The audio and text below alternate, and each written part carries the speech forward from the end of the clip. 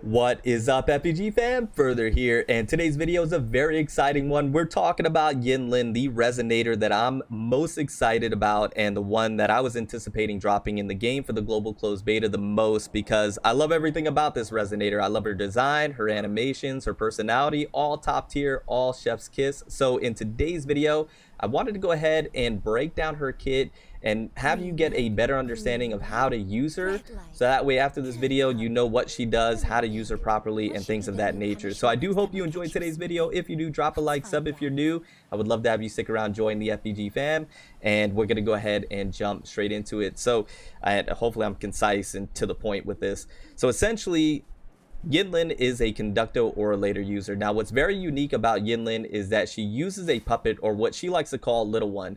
Now, little one travels a great distance. This is something that I was very surprised upon first using Yin Lin, is how far little one actually travels when you're fighting bosses and mobs and enemies. So you don't need to be up close and personal with the enemies. You can actually stand at range, attack, and do your normals, and you're perfectly fine and safe and not being attacked. So you have to keep that in mind.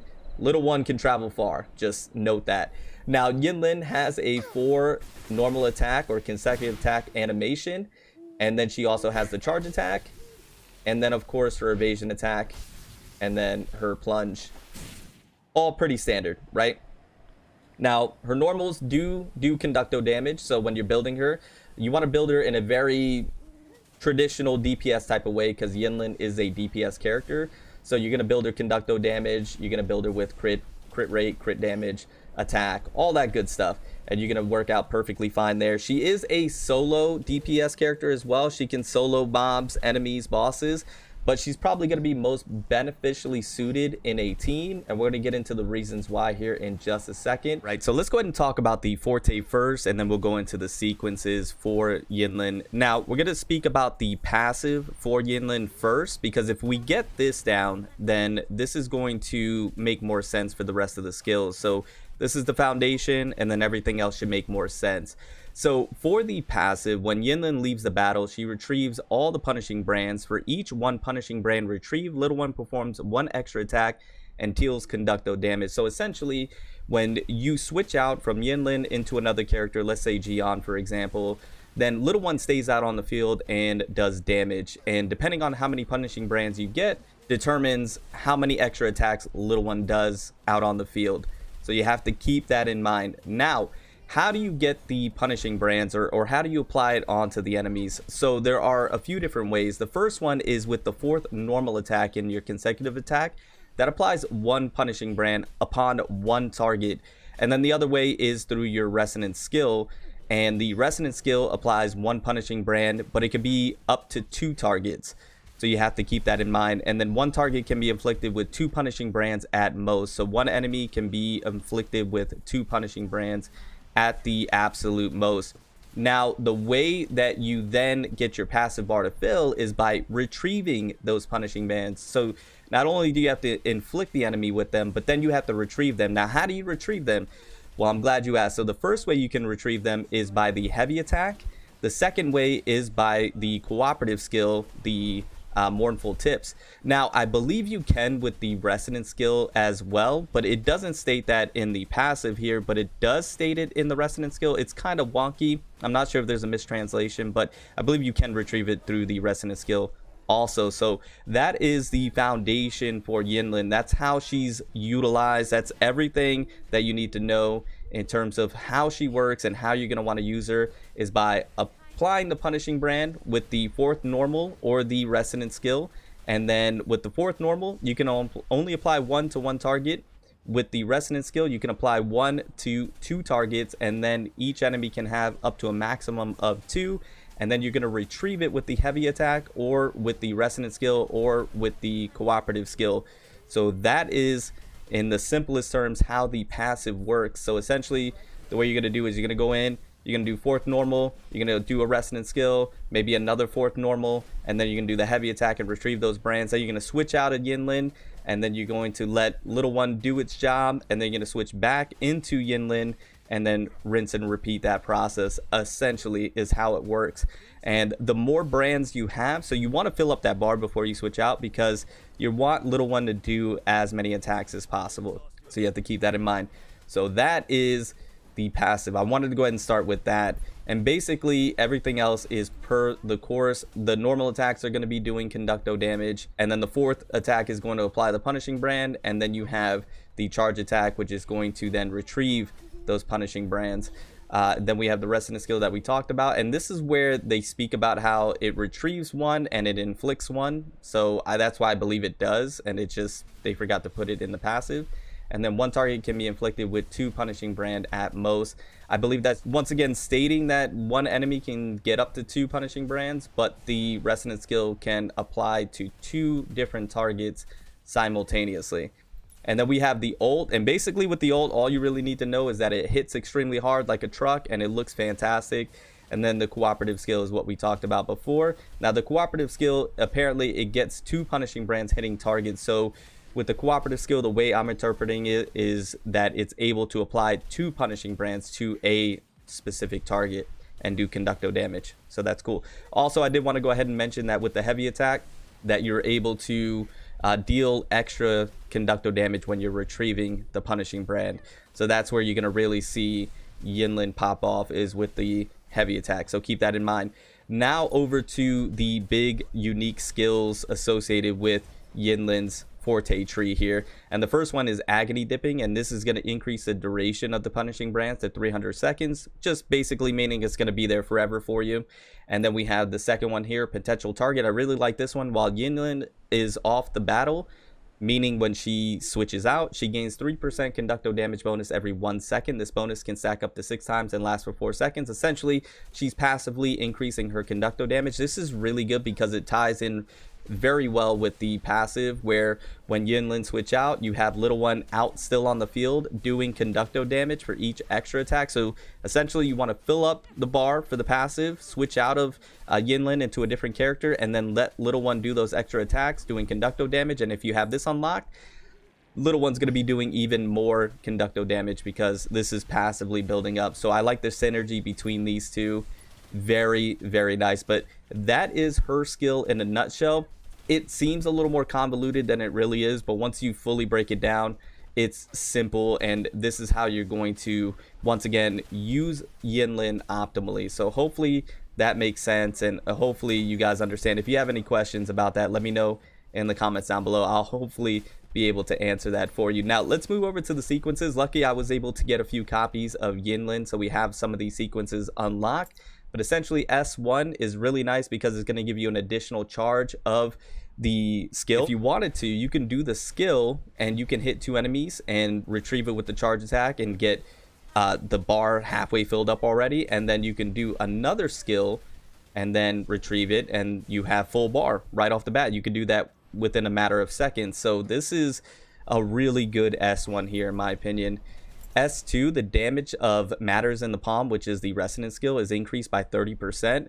This just ties right into S1 that we spoke about because you get 2 charges. So you do a charge, you're doing 30% more damage, and then you do another charge, 30% more damage. You have your bar full, you do your charge attack to retrieve the brands. So then you're doing extra conducto damage there, and then you switch out. It's just really nice, and it's on a low cooldown, the skill in of itself. So Yin Lin's just going to be at S2 pumping out some serious damage here already right off the bat.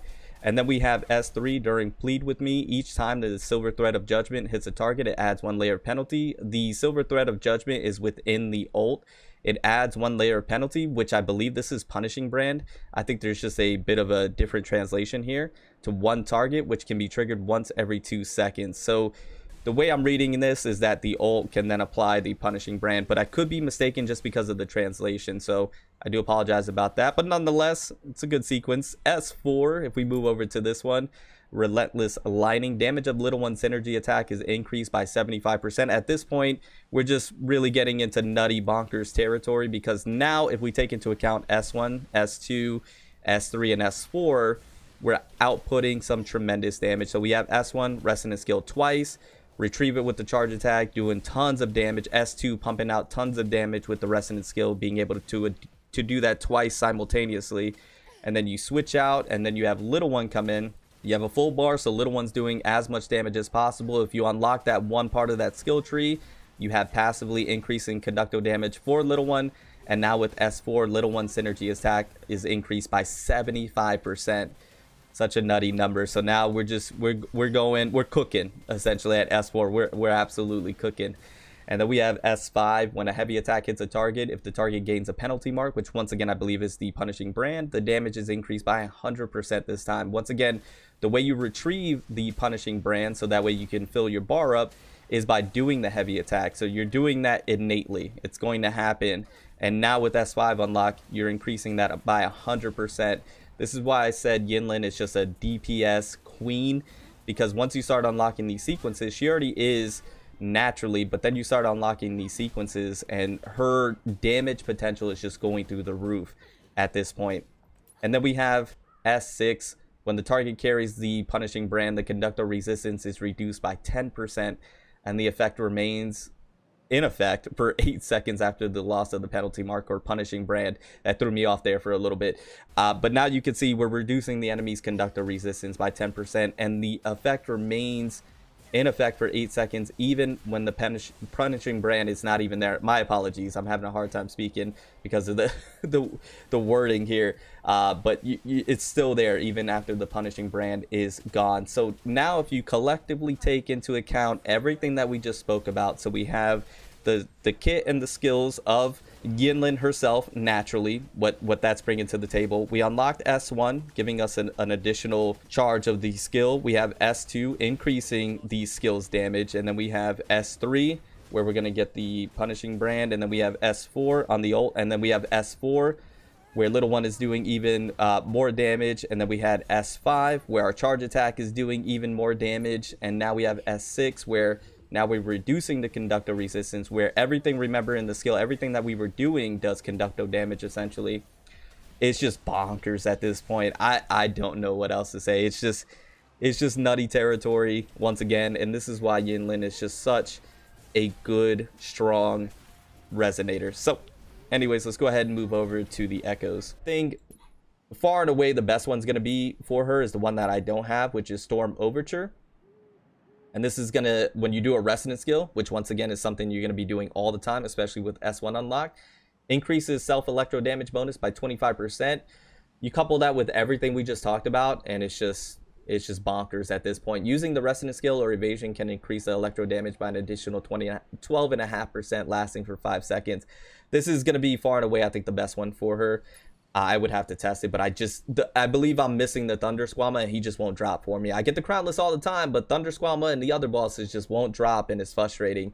Anyways, moving on from there, another one that can be activated that I have right now is Thunderous Scale. So you would be able to have Storm Overture and Thunderous Scale activated at the same time, and this is going to further increase your electro damage bonus by another 18%. Couple that with this, couple that with everything that we talked about, and things are just insane at this point. And then I figured I'll just show you what I have on her right now. So level 55, ascended her 3 times, 3 stars right there. And then you can see 27% if you round up crit rate. This is probably something that I'm going to do a video on later, is about the RNG drop rates for stats and things of that nature. Crit rate is just abysmal. It's something I'll talk about in a different video. And then we have crit damage at 200%. 201 if you round up, which is very nice. If I can get my crit rate higher, this will be all fantastic. And then conducto damage right there. If the reason why my crit damage is so high is due to this 5-star weapon that I have right here. This is fantastic. And then yeah, everything else is standard. So with that being said, I'm going to go ahead and show you gameplay at this point. I hope this video was helpful for you to get a better understanding of what Yin Lin is capable of and what she's doing and how to use her properly. She can solo any boss and any enemies and mobs in the game, but she's probably most beneficial in a team because of that passive. So you're going to want to use her, do damage, apply punishing brand, switch her out, let Little One go crazy, and then switch her back in probably with a QTE, apply 2 punishing brands, do a normal attack for the 4th attack, resonant skill, retrieve those punishing brands or QTE out. And she's just so much fun. Her animations are just top tier. Chef's Kiss. I love using this character. Definitely a main for me. And I want to know your guys' thoughts down in the comments below. With that being said, I'm going to get on out of here. Remember to stand out, be different, have fun, go further beyond in everything that you do. And I'll see you all in the next one. You called me further. I forgot my outro. Let's get to the gameplay.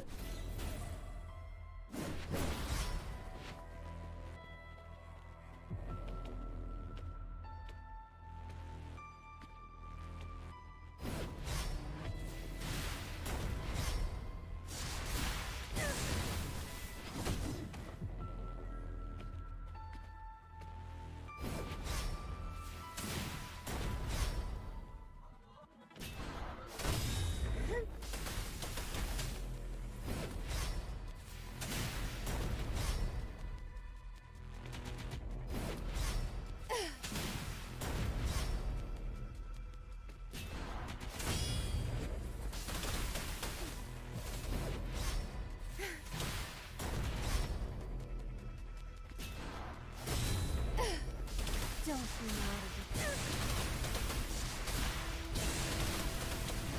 Stay where you are.